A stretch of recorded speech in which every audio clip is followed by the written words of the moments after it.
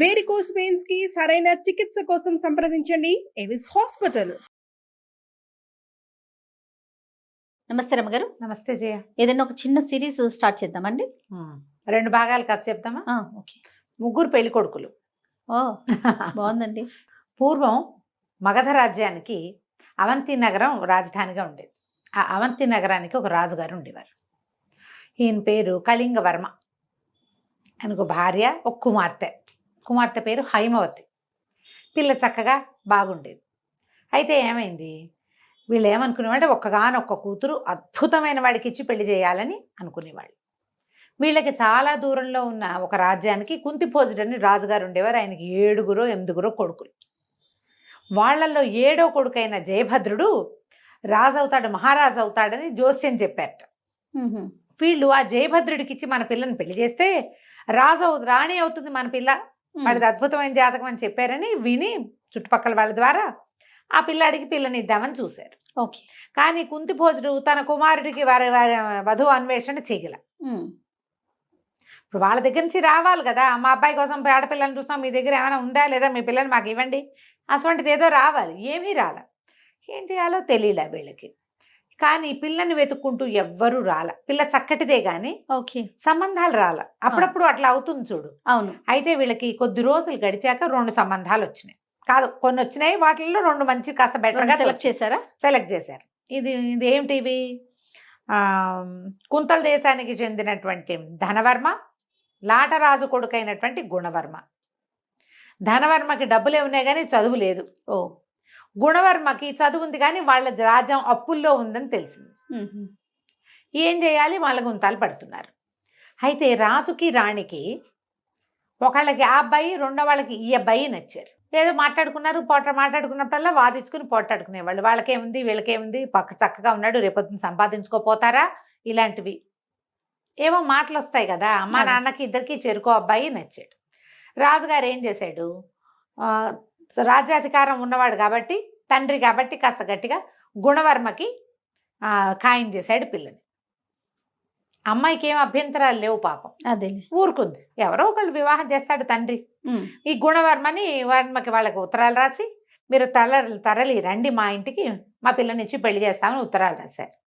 కానీ ఈవిడికి, రాణిగారికి ఏం గుణం కోలా, వాళ్ళ అప్పుల్లో ఉంటేను, ధనవర్మ అయితే వాడి దగ్గర డబ్బులు ఉన్నాయి, చదువుకోపోతే పోయాడు. మన పిల్ల చదువుకుంది కదా, రాజుకు చదువేందుకు, మంత్రులు లేరు, వాళ్ళందరూ ఉంటారు కాబట్టి రాజుకు చదువక్కర్లా అని చెప్పి ఆ ధనవర్మకి రహస్యంగా ఒక దూతను పంపించి, నా భర్త వేరే చోట పిల్లనివ్వాలనుకుంటున్నాడు, నేను మాత్రం మీకు ఇవ్వడానికే డిసైడ్ అయ్యాను, మీరు వచ్చి ఊళ్ళో దిగండి, పిల్లని మీకు అప్పచెప్తాను, వివాహం చేసుకుని తీసుకెళ్ళిపోండి. వివాహం అయ్యాక ఆనాక ఏం చేస్తారు, ఆనకు చేసేదేం లేదు అని ఈవిడ ఉత్తరం రాసి ఒక మనిషిని ఇచ్చి పంపించింది. ఈ ధనవర్మ ఆయనకు పెద్దగా చదువు లేదని కుర్రాడికి ప్రచారంలో ఉంది, వాడికి మంచి సంబంధాలు రావట్లా. ఈ హైమవతి అందగత్తెని, ఈ రాజ్యానికి మంచి పేరుంది, అవంతి నగరానికి చాలా మంచి పేరుంది, అవంతి నగరం కూడా మందే అవుతుందని ఇవన్నీ ఆలోచించుకొని వస్తానని ఉత్తరం రాశాడు. సరే, ఏమైంది, గుణవర్మ దిగాడు. మంది మార్బలంతో రాజుగారు ఏర్పరిచిన పెద్ద విడిదిలో దిగాడు. ధనవర్మ కూడా రాణిగారు రహస్యంగా ఏర్పరిచినటువంటి ఒక మారుమూల భవనంలో సుమారైన మంది మార్బలం వారు పెద్దగానే దిగాడు. ఈ వచ్చిన పెళ్లి చుట్టాల్లో ఈ కొత్తగా వచ్చిన 2వ పెళ్లి చుట్టాలు ఎవరికి అర్థం కాల. ఓకే. గుంపంతా ఒకలాగానే ఉంది. పైగా పెళ్ళిళ్ళు అనేసరికల్లా ఎక్కువగా మగవాళ్ళు వస్తారు. ఈ మగ గుంపులో అందరూ ధనుర్బాణాలును గద అవి ఇవి కత్తి, వరలో కత్తులు, మీసాలు, పుస్తీలు అవి ధరించిన వాళ్ళే ఉన్నారు, తలపాగాలు. ఈ 2 వేరు గుంపులు వచ్చాయని పెద్దగా జనానికి అర్థం కాల. దిగేశారు. దిగేసిన తర్వాత ఏం చేసింది రాణిగారు, ముందు రోజు పొద్దున పెళ్లి కూతురుని చేశాక సాయంకాలము ఒక దాసి మంచి జమాజట్టిలాగా ఉన్నదాన్ని ఒకదాన్ని ఎంచుకుని, ముసే రాకుమార్తెని పూల బుట్టలో కూర్చోబెడతాము, ఆ బుట్ట నెత్తి మీద ఎక్కించుకుని తీసుకుపో. రాజకుమార్తె కొంచెం 7 మల్లెలు ఎత్తు సుకుమారే. ఆ దాసి పనిచేసేది అది 6 అడుగులు ఉండేది. కొంచెం హఠాకటాగా ఉన్నవాళ్ళు మోసేస్తారు. అక్కడి నుంచి ఏం చేశారు, ఈ రాజకుమార్తెను ఒక బుట్టలో పెట్టి బుట్ట దాసి దాన్ని నెత్తికెక్కించారు. నెత్తికెక్కిస్తే అది మెల్లిగా తీసుకెళ్తోంది. ఈ బుట్ట పెళ్లివాళ్ళ తాలూకే బుట్టలు, పువ్వుల బుట్టలు అవి వస్తాయి కదా, పట్టించుకోలే. ఇంతలో ఏమైంది, అక్కడ ఆ పూట ఒక 2-3 రోజులుగానే వీళ్ళకి ఒక పీలర్ వచ్చింది, ఈ దొంగలు బాగా దోపిడీ దొంగలు తిరుగుతున్నారు ఊళ్ళో అని. ఓహో. ఇప్పుడు పెళ్లి సమూహాలు అవి వచ్చినప్పుడు ఈజీ దొంగతనాలు, ఎవరెవరో తెలీదు, అవునవును. వీళ్ళ మొహాలు వాళ్ళ మొహాలు ఒకళ్ళకొకళ్ళు తెలీదు, దాసదాసి గణం వస్తారు. ఆడవాళ్ళు పెళ్లికి తరలి వచ్చినా కూడా చిన్న సమూహం ఉంటుంది. ఈ సెక్యూరిటీ పెళ్లి వాళ్ళ పేరుతోటి వెళ్ళిపోయి వాళ్ళని బెదిరించి తీసేసుకోవచ్చు. దొంగలు చేరారు ఊళ్ళో. ఈ దాసి బుట్టలు పెట్టుకుని తీసుకెళ్తూ ఎక్కడైతే ధనవర్మ వాళ్ళు దిగి ఉన్నారో ఆ వైపుకి తీసుకెళ్ళటం మొదలుపెట్టి, ఓకే. ముందుకెళ్ళేసరికల్లా అక్కడేదో చిన్న అగ్ని ప్రమాదం జరిగింది. ఆ రోడ్డులో తాటాకు పందిళ్ళేవో వేసున్నాయి. ఓ పందిరి అంటుకున్న సార్ అంతా హాహాకారాలు, గందరగోళం, అరుపులు, కేకలు, ఎవరైతే వెళ్తున్నారో అర్థం కాలేదు. ఇట్లాగే ఉంటుంది. అవును. పైగాను వీళ్ళు కొత్తగా ఆ ఊరికి వచ్చిన వాళ్ళు కదా, ఈ ధనవర్మ తాలూకు వాళ్ళు. ఇక్కడ పద్ధతులు ఏంటో తెలీదు, ఏ పక్కకైనా వెళ్తే ఏ సందులో మాయమైపోతామో తెలీదు, గుర్తు తెలియదు కదా. అవును. దాంతో కాళ్ళు పడదొక్కుంటూ వాళ్ళంతా హైరాన్గా తిరుగుతుంటే ఈ దాసి దానికి ఏం చేయాలో తెలియక బుట్ట అక్కడ దించేసి పరిగెత్తేసరికల్లా ఈ మొత్తం ఇది అగ్ని అంతా ఆరి కొంచెం కాస్త జనం సర్దుకునే సమయానికి నిజంగానే దొంగలు దిగారు. ఓ. ఈ దొంగలు దిగి అటు ఇటు చూసి పెళ్లి వాళ్ళ ఇంట్లోకి చూరి, వీడు పెళ్లి వాళ్ళంతా బయటకు వచ్చి నుంచున్నారు, చాలా మంది, ఒకళ్ళు ఇద్దరు వెళ్తున్నారు. ఇవి లోపలికి వెళ్తున్న దొంగలు చూసి సైనికులు ఉంటున్నారు, వాళ్ళకి తెలియదు. లోపల నుంచి చాలా పట్టుకొచ్చేసారు. ఈ పందిరికి ఎడం వైపుగా పెట్టున్న ఈ బుట్ట చూసి ఏదో తినుబండారాలో పువ్వులో ఏవో ఉండుంటాయి, ఈ బుట్ట కూడా లేవ తీసుకుని గుర్రం మీద పెట్టు తీసుకుపోయారు. ఇక అంతే కదా, వెళ్ళిపోయింది.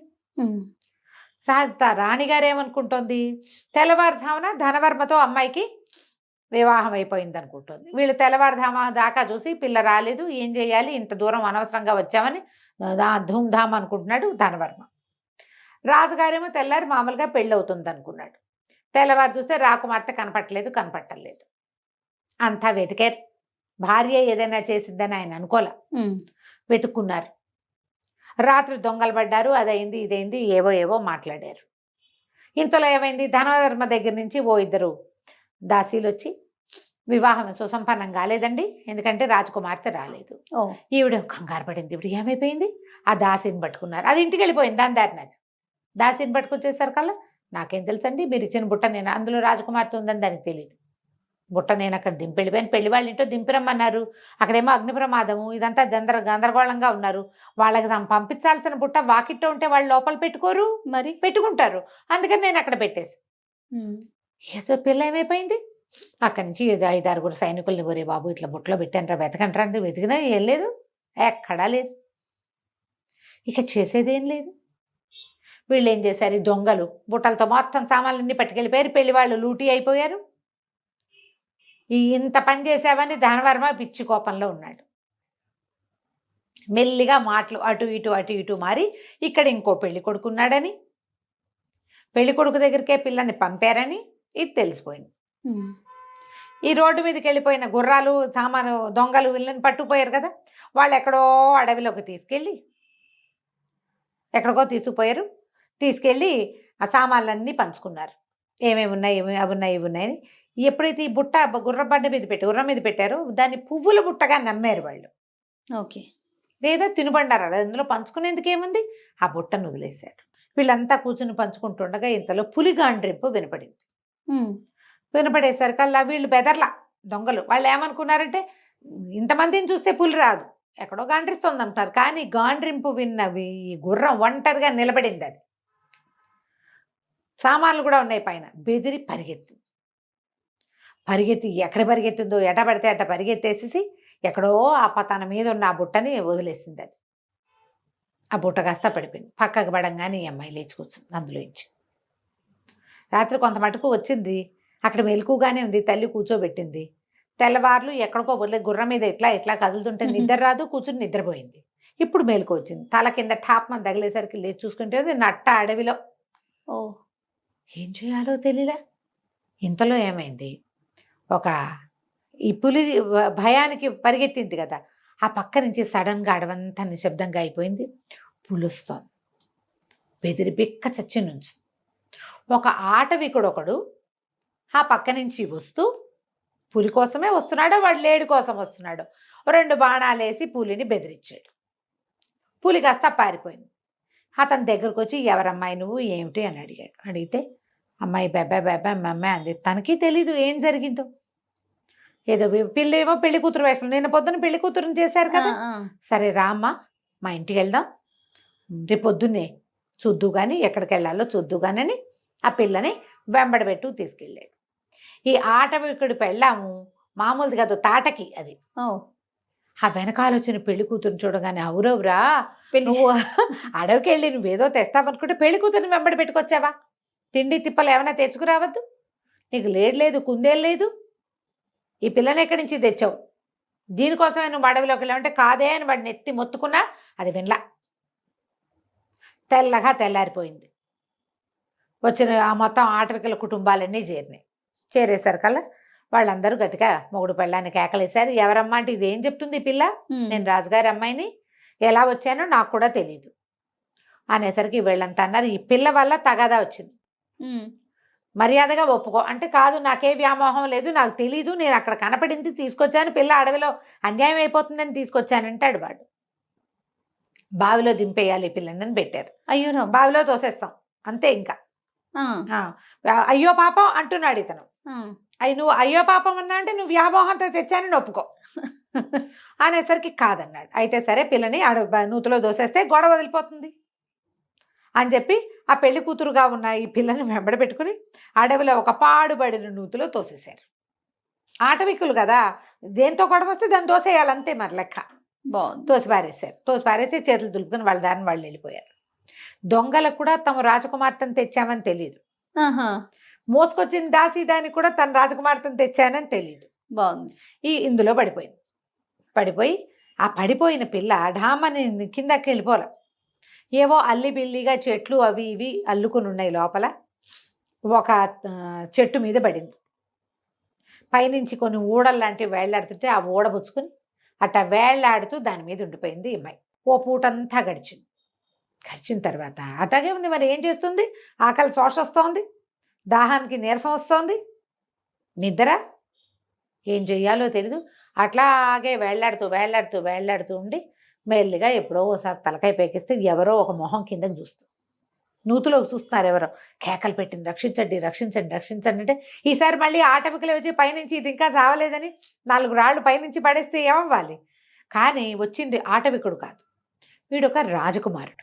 ఓహో. అతను ఏం చేశాడు, గుర్రం ఏదో వేసుకొచ్చాడు, గుర్రపు కళ్ళేలకున్న తాడి వేసి ఆ పిల్లని పైకి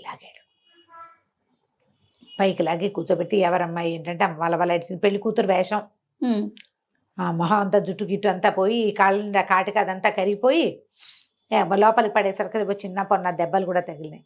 ఆ అమ్మాయి ఏం చెప్పిందంటే నేనేమో రాజుగారి అమ్మాయిని, మరి నిన్న నాకు పెళ్ళి, మా నాన్నేమో ఒక పెళ్లి కొడుకుని తెచ్చాడు, మా అమ్మ ఇంకో పెళ్లి కొడుకుని తీసుకొచ్చింది, వీళ్ళిద్దరూ కాదు 3వ పెళ్లి కొడుకు ఎవరో ఉన్నారు, ఆయన ఎవరో నాకు తెలీదు, నా పరిస్థితి ఏమో ఇలా అయింది, నేను ఇక్కడ పడిపోయాను, ఆటవికులేమో నన్ను ఇక్కడికి దోసేశారు అనేసరికల్లా అతను అన్నాడు నువ్వెవరు అని అడిగింది. నా పేరు జయభద్రుడు అని చెప్పాడు. కుంతిభోజర మహారాజు కుమారుణ్ణి, నేను అడవిలోకి వచ్చాను, దారి తప్పిపోయా, మా సమూహం అంతా ఎటో వెళ్ళింది, మంచినీళ్ళు తాగుదామని నువ్వు దగ్గరకు వచ్చాను, వంగి చూశాక నాకు అర్థమైంది ఇది పాడుబడి నుయ్యి, ఇందులో నీళ్లు లేవు, పెద్దగా ఏం లేవని. సరే నేను నీకు సహాయం చేస్తాను, పద మనం మీ ఊరు వెళ్దామన్నాడు. సరే వాళ్ళ ఊరు వెళ్ళడానికి బయలుదేరారు. తర్వాత ఏమైందో మనం వచ్చే భాగంలో తెలుసుకుందాం.